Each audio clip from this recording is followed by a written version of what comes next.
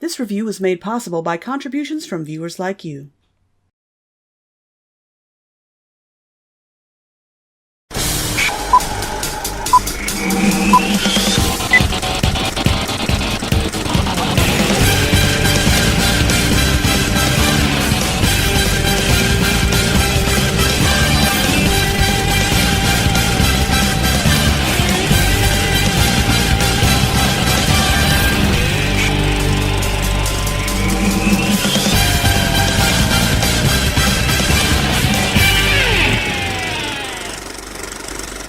Hey guys, today I want to talk about how thankful I am for you, my audience, and more particularly, those of you who choose to send me material to review. Which brings us to today's offering, Teenage Space Vampires. You remember a long time ago when I reviewed The Impossible Elephant? It told the ridiculous story of a little boy who somehow gets his hands on a magical space elephant. Yes, really. And when he takes the elephant to school for show and tell, he passes a movie theater which is playing Teenage Space Vampires. Who wants to bet that's 1,000,000 times better than this movie? Sure sounds more plausible. But, no. It's not. It's really not. I was foolish enough to think that Teenage Space Vampires might have been some B-movie from the 50s, where a bunch of rebellious teens are invaded by vampires from space. But actually, the director of The Impossible Elephant, Martin Wood, threw that title onto this marquee as an inside joke, referencing his first feature film made in 1999. So thank you for sharing this DVD with me, Zachary Christensen. Now I get to share it with all of you guys.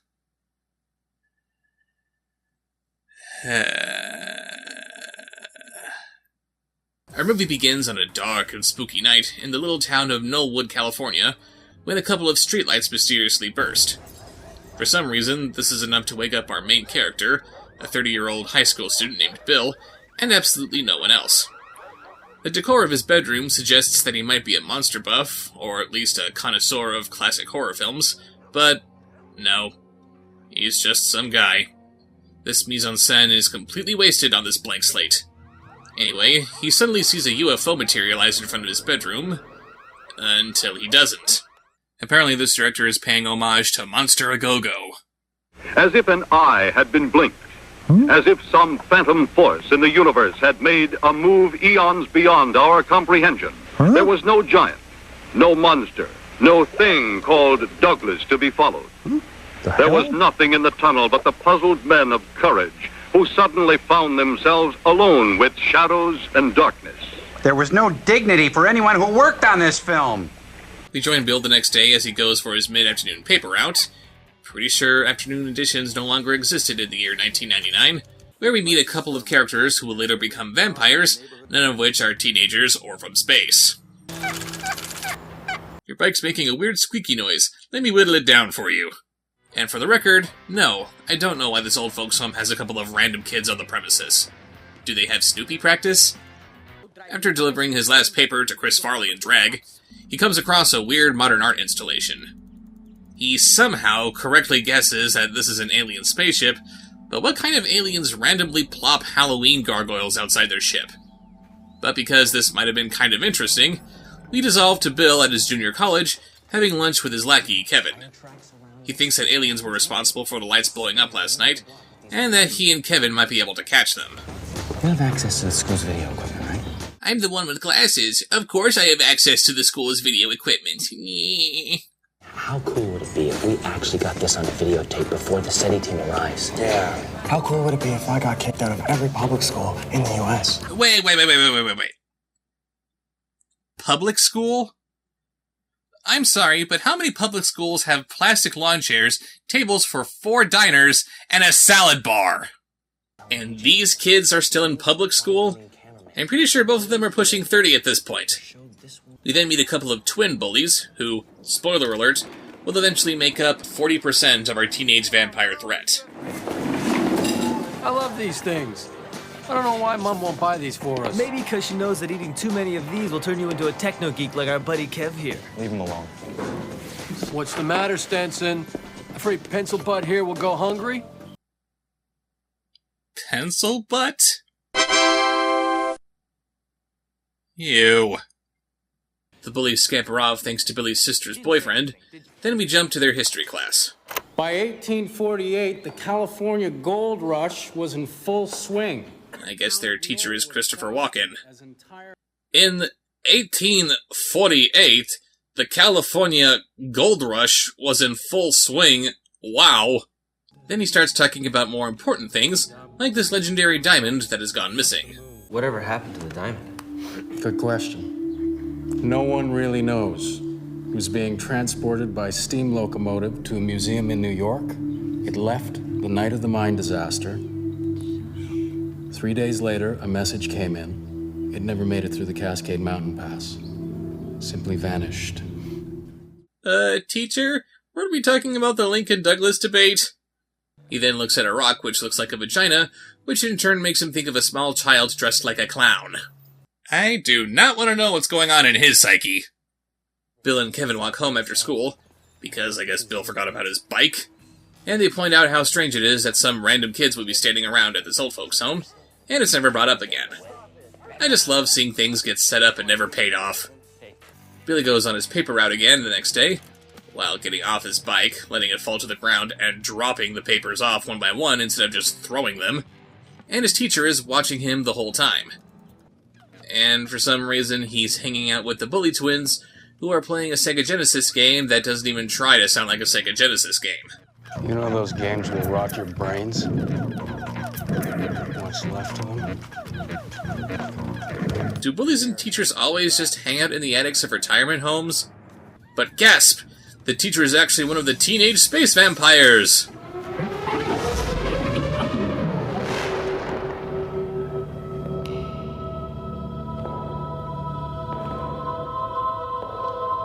It is always dark in the space between the stars. How very profound. What else you got? It's always wet when it's underwater, or it's always coldest at the poles. We then see 3 people pretending to be from SETI set up shop in an abandoned library to investigate the exploding lights. Because anytime something unusual happens, SETI shows up to find out that aliens did it. Oh no, the movie's starting over! Ah!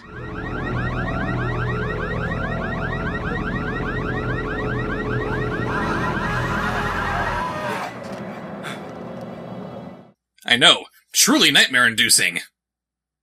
The next day at City's squat quarters, they're ready to search for aliens by making animated GIFs, which kinda sorta suggests that they're searching for aliens. We only missed sunset by about 9 hours. You gonna finish that? No, here. I prefer not to eat my dinner at 6 in the morning anyhow. So, at 6 in the morning, they say that they missed sundown the previous night 9 hours ago. Does sundown usually happen at 9 p.m.? They come by the tiny alien ship just as Bill is casually passing by. Have I mentioned that Bill never tells anybody about this thing? As the believer, you'd think he'd be the first to tell the authorities about this, but nah. The SETI people are only here because they detected the UFO's electro-whatever fields. Bill runs off to school while the scientists investigate. Then everyone but Budget Steve Jobs here mysteriously vanishes completely off-screen. Because why would we actually want to see the vampires take down their victims? Is it okay if I catch a ride to tomorrow's game with Vanessa's mom? Katie, I thought we were all going together. I know, it's just Vanessa's mom's got this amazing convertible. Sounds okay to me. Sounds okay to me, too. Why are you dubbed? Bill's sister and Captain Boyfriend here go up to the woods to tell stories with the Midnight Society, while Bill and Kevin meet up with Budget Jobs at the abandoned mines beneath the UFO. Nice no admittance sign. Very official. It might as well have a "This means you" underneath it. So they prowl around the mines looking for something, while the editor treats us to a Halloween sound effects CD that he got at Walgreens.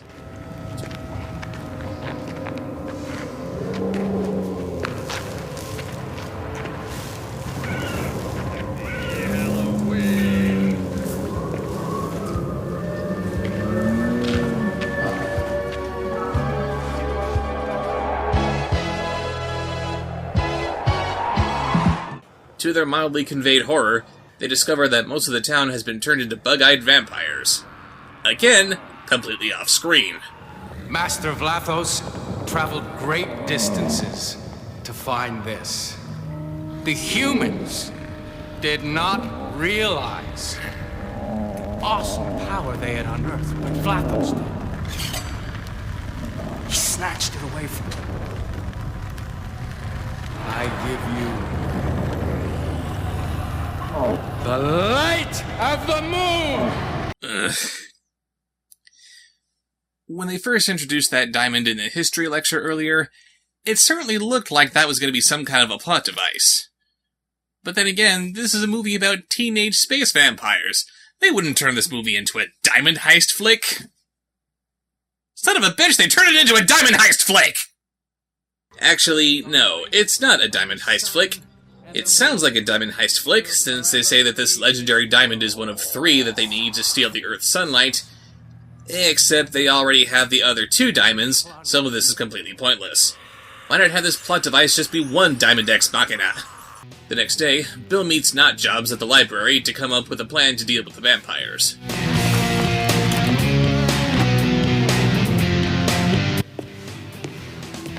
And the music gets noticeably quieter as he steps inside. Is the soundtrack playing out there? They do some research which suggests that vampires burn in sunlight. I guess they got that from Vampire Lore for Dummies? As a monster enthusiast, of course he would have to research that vampires are vulnerable to sunlight. Oh wait! No, he wouldn't! What about his little undead army? Okay. They're not immortal until the head guy, Dracula Vlathos, says they are. They can walk around in the sun all they want. That's why they're useful to him. But they die like everyone else. We'll just drop a big rock on or hit them with a cave timber, you know, anything. Bill, they're your neighbors. Hank, anyone trying to bite me and turn me into some kind of space vampire is officially no longer my teacher, my neighbor, or my best friend. Wow, you have to be a pretty cold bastard to make Batman look more compassionate. Stopping Dracula won't be enough. I need to rescue his victims. All of them. Let's warmly welcome our visiting team, the Huntsville Gold Miners! Yes, when you think your audience's attention is waning, throw a soccer game at them. It's not like high schools would focus all their attention on football or something. I'm sorry, I gotta check where this movie was actually made real quick. Hang on. Romania? This movie was made in Romania? Why is the movie set in faux California?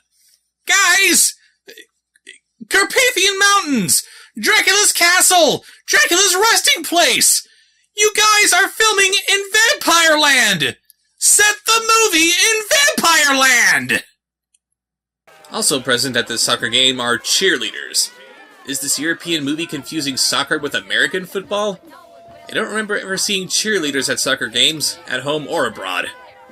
Notjobs hypothesizes that the vampires are waiting for the upcoming lunar eclipse to steal the world's sunlight. Now, a total lunar eclipse occurs when the sun, earth, and moon are in a straight line, and the shadow of the earth falls on the moon. Now, when this happens, there's a distant gravitational line from the sun to the moon that passes through the earth. This lineup does wonky things with tides, but it also creates a power point, a mini gravitational well on the moon side of the earth. So why Knollwood? It's the Nexus. Bullshit! They try to contact the authorities for help, but the vampires have somehow cut off all communications.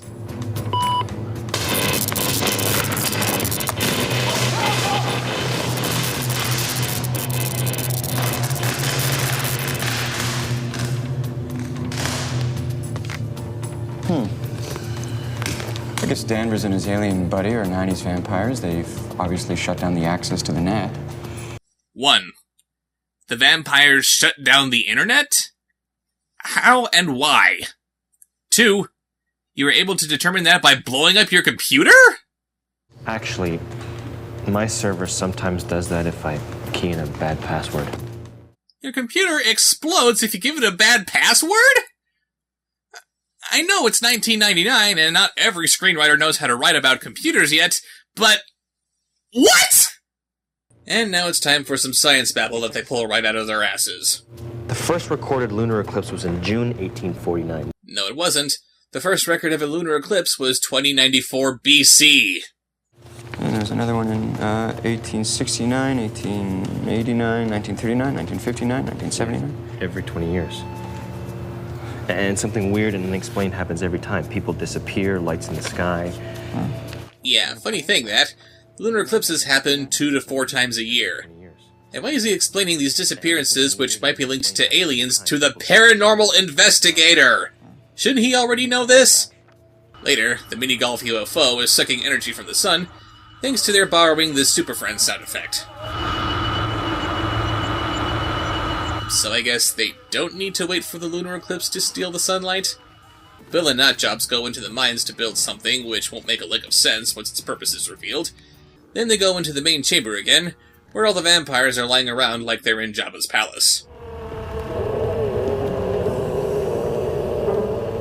They say the darkest spot is just beneath the candle.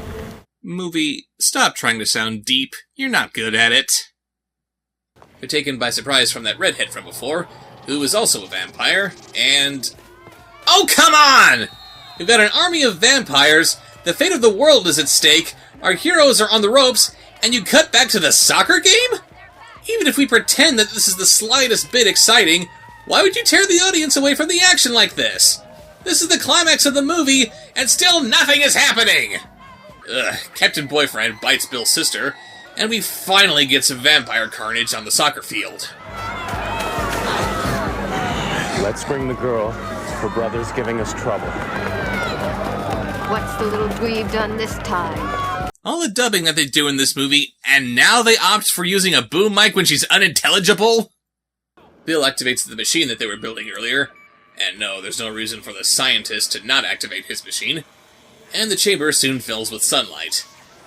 Since the idea is for these vampires to steal sunlight, isn't this only making it easier for them to do so? Before Space Dracula here can carry out his plan, Bill steals the main diamond. If you had one of these, you wouldn't have to worry about paying an electric bill for the next 2,000 years! Kid, you don't even know how a kickstand works. What the hell are you gonna do with that?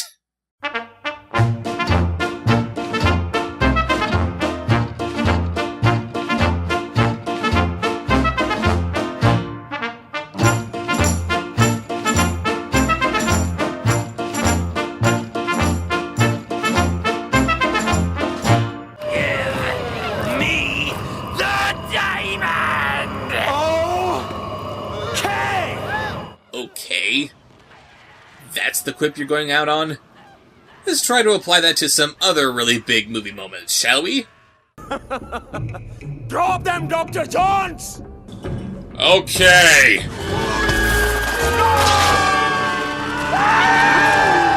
Use the Force, Luke. Okay!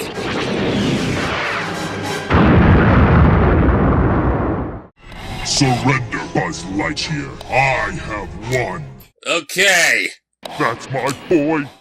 So yeah, the diamond shatters, because diamonds are just that fragile. Space Dracula is vanquished, the vampires are made human again, and completely off-screen, of course, and the movie ends like it's going to throw some last-minute jump scare at us, only to not deliver on anything like that in the slightest. Surprised? So that was Teenage Space Vampires. And like a vampire, it sucks! I joked about this director being inspired by Monster Go-Go, but my god, I had no idea that I wasn't kidding! With the title as ridiculous as Teenage Space Vampires, I was expecting something gloriously stupid.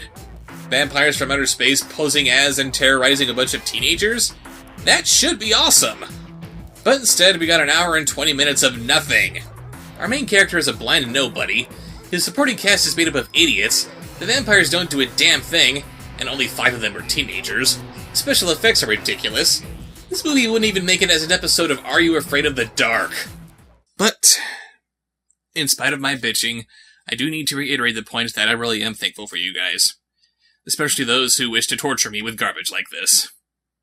If not for you, I wouldn't even be here. See you later. I'll never be an emo vampire, setting teenage loins on fire.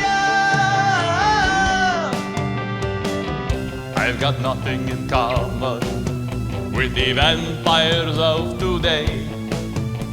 They gaze at girls and pout and brood, and then just run away. This Twilight hack thinks she can come along and change the vampire rules. I guess sleeping in coffins and wearing capes suddenly isn't cool. Vampires don't have purity rings like undead Jonas Brothers. If I can't score with these high school girls, perhaps I'll go for their mothers. Why not? When you're 600 years old, there's no such thing as a cougar. I'll never be an emo vampire, setting teenage loins on fire. I'll have no participation in this vampire pussification. So wake me up when the world grows a pair of fangs. You thought I was going to say balls, didn't you?